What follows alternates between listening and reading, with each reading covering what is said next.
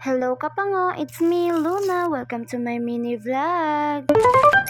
So for today's video Kapango, 4 AM pa lang po gising na po tayo kasi darating yung ating big boss. Yes Kapango, late upload po ito ha. So 5:30 nga pala dinaanan na kami ng aming driver, then 6 AM nandito na po kami sa office at saka yung ulam natin is 555 sardines.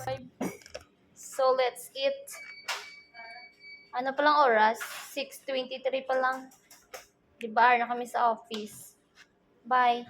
Tara, merienda. Asya, fast forward ka pa ngo. Yung natira pala sa sardines natin, niluto natin sa sotanghon. O, mag-start na tayo sa pagluluto. So, naglagay na pala ako dyan ng mantika. Then, nagisa na din ng bawang at saka sibuyas. Tapos, ilagay na natin yung sardines. O, diba, nakatipid na naman tayo. I mean, si Pango. Syempre, kapango, no? Para-paraan lang na iya para makatipid. O, diba, may natutunan ka naman for today's video. Aw. Ay, maan, kabudlay mag-Ilonggo, Tagalog. Aw, Tagalog, gali dapat, no? Kasi pagkatapos ko nga pala ginisa yung sardines kapango, nilagyan ko lang ng water, tapos pagkulo, nilagay ko na yung sotanghon. So, ito pala yung nilulutuan ko kapango. O, diba, tapos na tayo magluto. Tara, kain. So, ito pala yung aking lunch kapango. Chibuga na.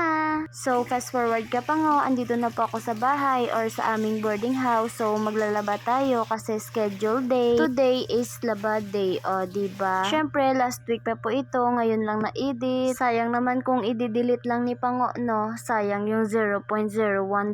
O siya, tapos na ako maglaba. Hanggang dito na lang po. Thank you for watching. Bye! Jesus loves you. See you in my next mini vlog.